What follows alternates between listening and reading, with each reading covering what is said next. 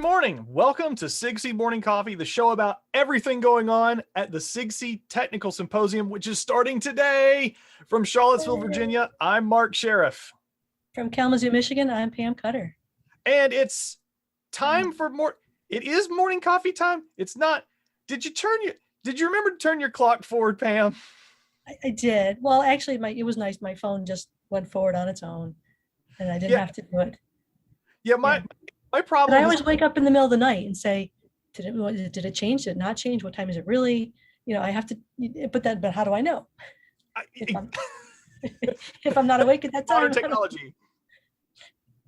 Yeah. The one that always gets me is making sure I turn my car clock forward, but my car battery has died twice now since the pandemic has started because I'm not driving. Who knows what my car thinks it's still March 2020. It's very confused. But you know, here we are. It wouldn't be SIGCSE without having the time change right in the middle of it, right? Right. But here we are, day one. Oh my gosh, so much exciting stuff going on. Matter of fact, let's just go ahead and look at what is going on today. We have morning coffee right now. This morning or early afternoon, we have the last workshop block. So if you are going to one of those workshops, hope you have a wonderful time there. We have a fantastic lineup. You don't want to miss at 4:30 today, the start of the SIGCSE TS 2020 Rewind, where the chairs from 2020, which is myself and Pam and Alvaro, and also Sarah Heckman and Jian Zhang, will be there to welcome you to the previous Portland. But it's great. Pam, did you get to see some of the sessions that Sarah and Jian have put together as part of this? I did. It's exciting. You know, some of the best papers. I'm looking forward to it. I'm so glad we get to recognize some of these folks. I know that we don't get to recognize everyone that had a paper at 2020, but little something hopefully is still great. And then of course, tonight Eastern time, wherever it is for you around the world at 8 p.m. Eastern time, the opening ceremonies. We will be there. Adrian Decker, board chair, will be there to officially welcome you. And then, oh my gosh, Kamal Bob from Google running a panel on artificial intelligence and real justice. It's like we have a fifth keynote slot. I am so thrilled that they are going to be able to join us. You know, something that you might be missing at home from SIGCSE is that glorious swag bag. I'm sure. How many bags do you still have lying around, Pam? I at least 6 or 7 or 8. Yeah. It was always like, these are the bags I'm using to lend laptops to students. It's like, oh, you took the 2019 laptop.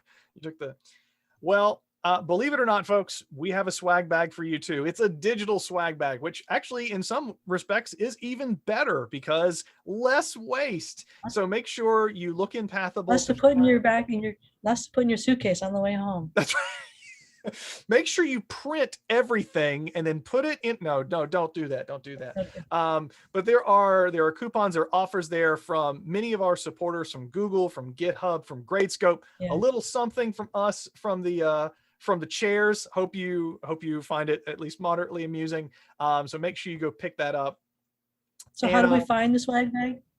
It is going to be linked in Pathable along probably the top navigation menu. So we will make it very obvious. You can make sure you click there and download your digital swag bag. Along with that, if you are looking for some beautiful Zoom backgrounds that you can use throughout the conference, go to the bulletin board, which is linked along that top nav menu as well.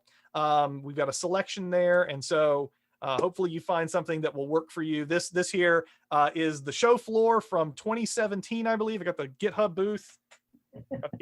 Right there behind me. Little extra advertising for our friends at GitHub. You know, that's certainly not a bad thing. And one more thing we're going to start doing with SIGCSE Morning Coffee moving forward is a little bit of SIGCSE trivia. So Pam, here's our first trivia question for you. Now, you might not want to guess yet because we want to let our viewers guess. But the question for today is, what city has hosted the most technical symposiums and how many times did it host? So which city has held the most symposiums and how many times? If you think you have an answer, why don't you tweet that answer at us at SIGCSE_TS, hashtag SIGCSE Morning Coffee. And let's see how much you know about SIGCSE history. Do you have, I'm going to ask, do you have a guess? No. No, not a good guess. My first question was, does Portland count? Because I know we were in Portland in 2007. Right, well, that was one of my first thoughts. Like, we count 2020. Does that put it in the running? I don't know. Half of us were there. Yeah, I know some of us were there. So going into this week, Pam, is there something today, something tomorrow that really you're getting excited about? I guess I'm just looking forward to getting the talk started and seeing, people participating. Yeah, just getting going. I'm excited. Just getting into it. So some things I think people should think about, like how should we navigate this week, right? So, if you're going to go to talks, we highly recommend you first add things to your schedule, because there's a lot going on, right? You don't want to show up for the day and say, oh, look ahead a little bit and see what's on the schedule and kind of add them to your agenda on Pathable. And then go into some of those. And if they're paper presentations, watch the presentations ahead of time. If you have a chance. We know everybody's busy, but the time during the sessions is good time to use for Q&A, to really get to talk to ask the speakers questions. So how do folks go about finding those presentations, Pam? So if you go on the schedule and you add them to, let's see if I remember this, if you add them to your schedule, you click on them, and then in the page on Pathable, there is a link for files. There you go. So look on the files, the presentation should be there to go ahead and watch. And you can post questions ahead of time in the chat box. You don't have to wait until the actual session. You can put things in the chat, ahead of time, so other people can see and the speaker can see, kind of know what people are wondering about. Yeah, maybe the speakers, you want to go by there and make sure you're looking at those questions before you even start your talk. And you can even start with, hey, here's my awesome project. Here's my awesome research. I've already got some questions. Let's dive right in. Yeah. Yep. Fantastic.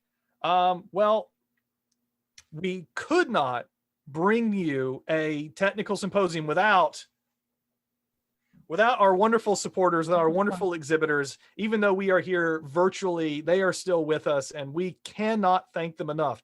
We really appreciate them. Yeah. Absolutely. Our friends at Google, at GitHub, at Microsoft, Codio, NSF, and all the other supporters.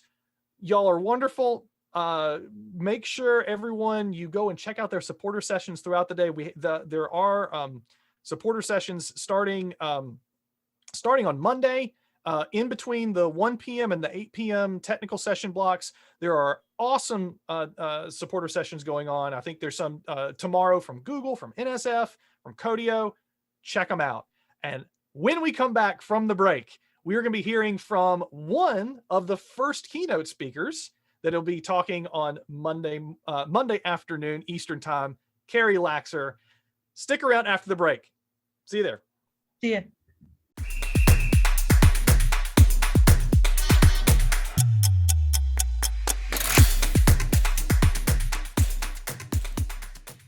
Welcome back. Joining us now from Terre Haute, Indiana, is Cary Laxer, Emeritus Professor at Rose-Hulman Institute of Technology, and this year's recipient of SIGCSE Award for Lifetime Service to the Computer Science Education Community. Cary, welcome to SIGCSE Morning Coffee. How are you today? Thanks, Pam. I'm doing great. And yourself? Doing good. It's nice to see some spring weather. Agreed. Agreed. It is. It's beautiful weather that we're having. We're going to get some weather reports here and there throughout the week, just to see how it goes. Cary, can we get to know you a little bit? Specifically, tell us about how you got involved in computing to start with, but then in teaching computer science. So it was definitely all the math stuff when I was a kid. If I could have been in math class all day long, I would have been in heaven. And when I was in high school, which would have been in the early 70s, it was mainframes. And my high school, actually, because I went to a math and science high school in New York City, we actually had a computer. We actually had a mainframe IBM 1130. And Cary decided it was called computer math in those days. And so he decided to do that. And the rest, they say, is history. I like pushing all those buttons. Wow. Right. Sure. Yeah, we don't push And buttons anymore. what about the teaching part of it? Like, I'm sorry? yeah, so that was the computing angle. That's how you guys started, Yeah. Mhm. right? And then how did you then, where did that take you? How did you know then that that's what you wanted to do, or did you know it right away? And then, I definitely knew it was what going to about be math or computing of some kind. My calc teacher in high school recommended NYU for a math degree because she knew I was into the math thing. And I was 17 when I started college, wasn't ready to leave home yet. So NYU looked like a good choice. It had a 13-story building just for math and computing, and I could be in heaven all day long. And so I actually went in thinking I was going to do computer science, and then I found out you only needed 4 more math classes to get a double major in computer science and math, and so that was a no-brainer as far as I was concerned.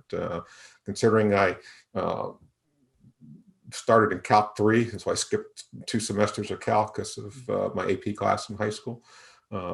So that's how all that went in, and then grad school, I wasn't ready to join the real world when I finished college, and I had this interest in applying computing to solve medical problems, and so I looked into all that and got onto a bunch of biomedical engineering, biomedical computing, biomathematics kind of programs. Ultimately wound up at Duke University in their biomedical engineering program. And I'll actually talk more about that in my talk.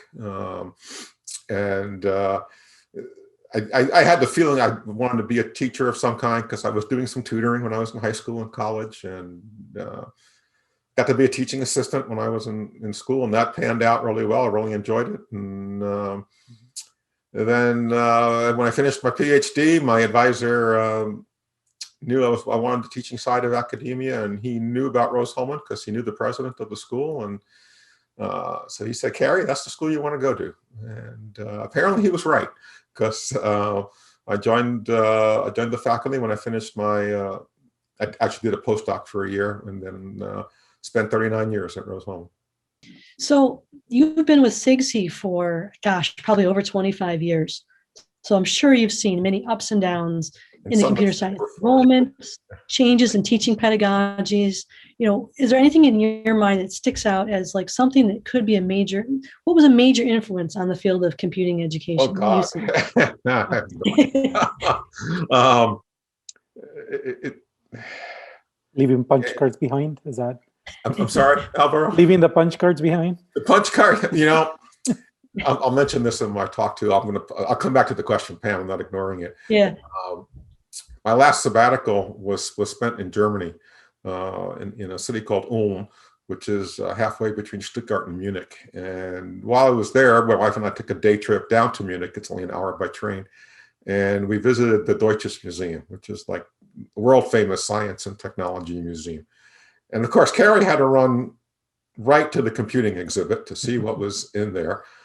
And there behind glass walls was everything I used as a student in school. The key punches, the mainframe, the reel-to-reel tape decks, et cetera, et cetera, et cetera. Boy, did that make me feel old, because usually when I go to a museum, I'm looking at things like, prehistoric, right? And I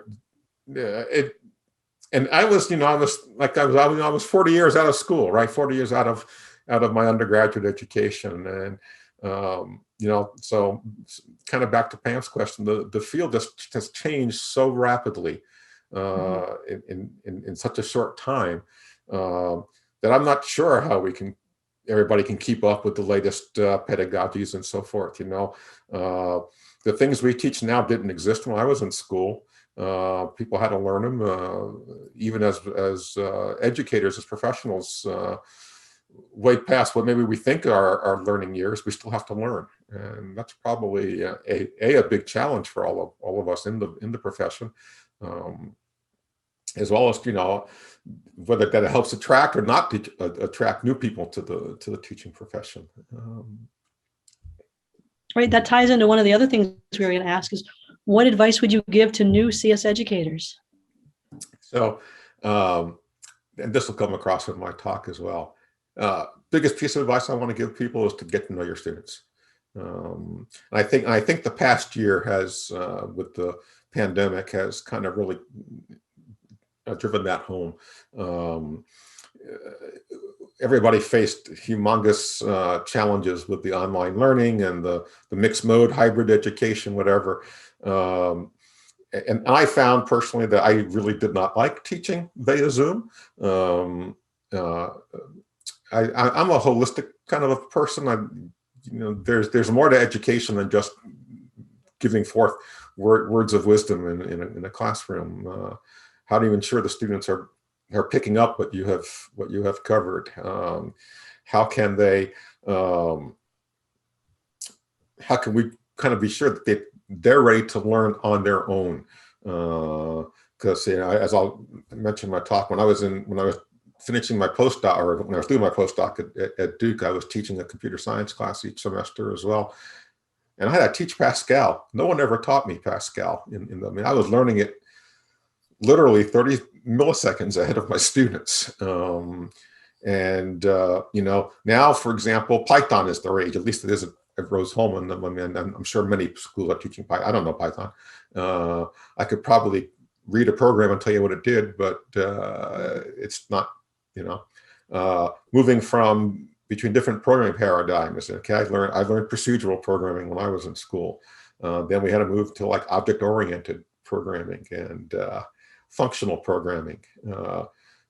When your mind is kind of used to working in one way and then totally shifting the way it thinks, that's difficult for a lot of people, even for those of us who are well educated. And so our new educators have to be prepared. You know, there are going to be paradigm shifts even as we move forward. Who knows what language we're going to be teaching 5 years from now? We have to be able to be ready to pick it up. So be open to change. Be willing to see your students as people and not as numbers. And I think that's the best advice I think I can give.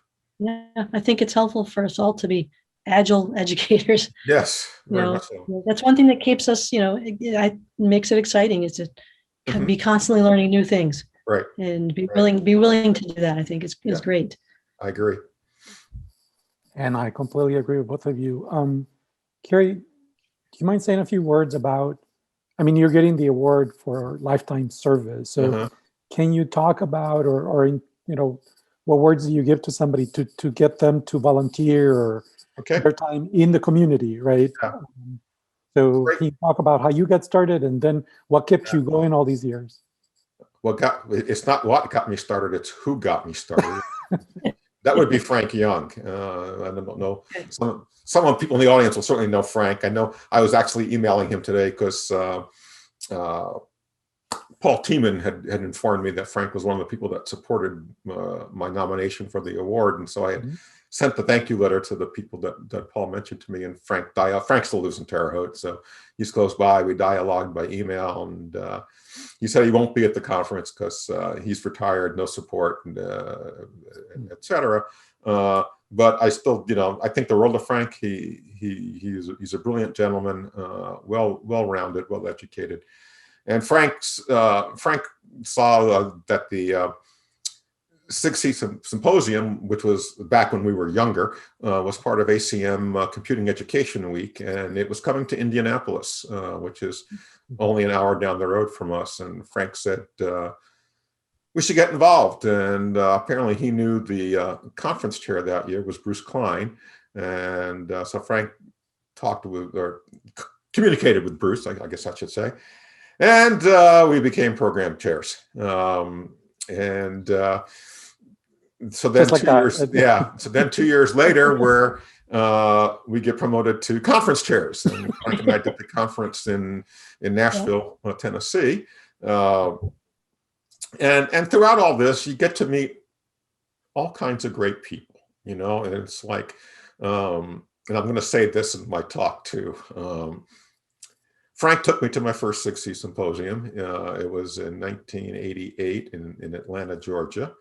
And I'll say the really funny anecdote for the talk, sure. but the little more serious one was I noticed Frank knew everybody, or he seemed to know everybody, and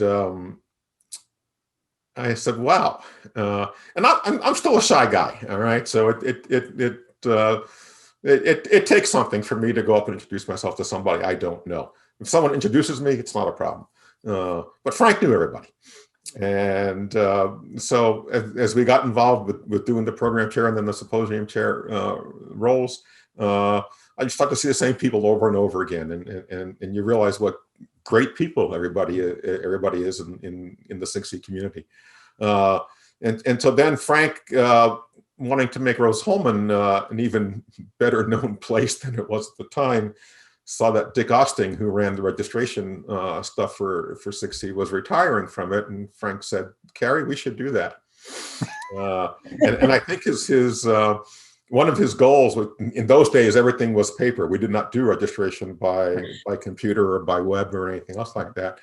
I remember Frank saying something along the lines of he wanted everybody to have to write Rose-Hulman Institute of Technology on the mailing envelope, so they would kind of learn where we were and what we were about. And both Frank and I have the attitude that if you're going to do something, you're going to do it right. And so we kind of kept doing it, building it up, and what was it? The rest, they say, is history. And so now people tell me I know everybody at the SIGCSE symposium. Yes. Yep. Not quite true, because everybody knows you. Well, that may be true. But keep in mind that when Frank and I started with the symposium, we were maybe 500 or 600 people at the symposium, and now we're 1,800 to 2,000 people. So we're 3 to 4 times the size that we were back then, and so it's a lot more people to get to know. But the way to get to know people, and more will this come out in my talk as well. It's how I met several people that I wound up doing sabbaticals with. Getting involved gets you to meet more people than just the people in your department or in your school or in the neighboring schools, to build that network up. And so there's always calls for volunteers, right? I mean, you guys have been involved for a long time too. So and I think the key is that you do not have to start at the deep end of the pool the way you did. That's correct. So that's correct. You can start small. You can start small, yes. It's always good to have a friend to jump in with you, though, too. Yeah, I agree. I agree. Yep. Well, great. We look forward to your talk. And we want to thank you for your time this morning, and hope to see you in other aspects of the conference this year. Thank you. And hopefully we'll get back in person sometime soon, so we can, that would be great. That's the part I meant, and it's really hard to convince, as we talked about getting to know people and so forth, that is so hard to do in a virtual conference. I tell people now, because I'm at the end of my career, that I do not need to go find out what the latest and greatest way of teaching CS1 or CS2 is. What I do want to find out is what's just kind of going on. And you get that from, having coffee with your friends, or having lunch or dinner with your friends from around the world now, right? And so you can't do that on a virtual conference. So let's get back in person. Everyone get their vaccines, and let's get behind and get back. All right. Well, great. Okay. Thanks for joining us. You're welcome. My pleasure. We will talk to you again soon. We look forward to hearing your talk Monday at 2 o'clock, right after the opening. Fine editing of it. It's mostly there, but there'll still be some changes between now and then. Sounds good. Okay. That's good. All right. Thanks, Cary. All right. Okay, you're welcome. Thank you. You'll have a good rest of your day. You too. Thanks for joining us this morning for Morning Coffee. If you've missed the previous episodes, please find them on the YouTube channel or go into Pathable and you can find a link to them there. And we will see you throughout the conference. Absolutely. Take care. Thanks, everyone. Laura.